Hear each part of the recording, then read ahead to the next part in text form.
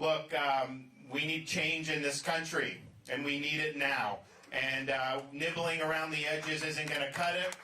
Managing the decline isn't going to work. We can't have the same establishment type thinking. We can't just rearrange the deck chairs on the Titanic.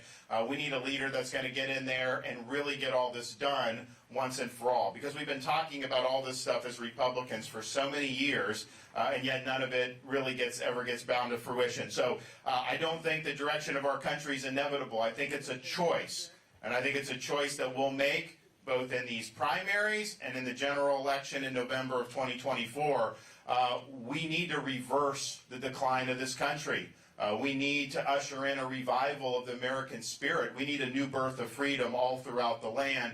And that's what I will deliver as President of the United States. I am somebody, we need to have Republicans who are going to be willing to dig in and fight for you. And many of these people, they just cave. I mean, they're caving in Washington all the time, not standing strong, not doing what they said they were going to do. And look, all I believe in is truth in advertising. If someone's asking for your vote, telling you that they're not really going to change very much, and they get up there and do it, and that's how they behave, fine. But all these guys run saying they're going to reduce government, they're going to end the corruption, they're going to do all this stuff, and then they never end up doing it. I have a record of fighting, particularly when it's not easy. Ross mentioned during COVID-19, when we were standing up for kids in school. See, now everybody says that they took the positions that I took. Nobody will do. I was debating Gavin Newsom from California. They were the biggest lockdown state in the country, massive school closures, all this. And he was trying to say California was open and Florida. You can't make this up. But at the time we were standing up for all this, we had the weight of the world coming down. We were getting hammered day after day after day.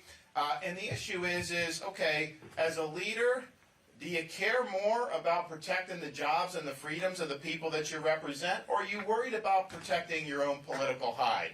And I was more willing to stand up there. I was willing to risk my standing to do what was right for the people that elected me. That's the bare minimum you should expect from a leader, to be willing to do that. So let the chips fall where they may.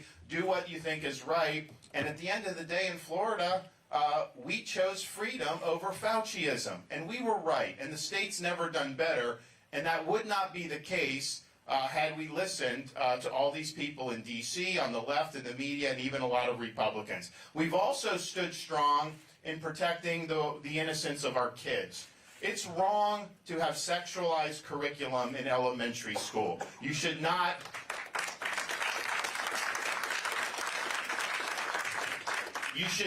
be telling kids in first grade that they can change genders, or telling somebody in third grade that their gender is a choice. We wouldn't even be having this discussion 5 or 10 years ago. Now all of a sudden this is stuff we have to do.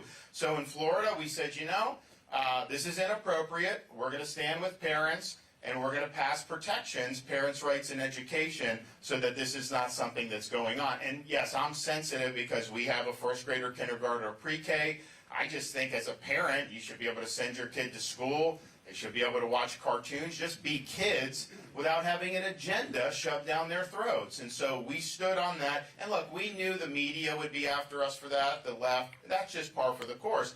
But we had to stand up and fight back against our most powerful company in Florida, Disney, who decided to get in and decided to try to upend our protections for parents and students.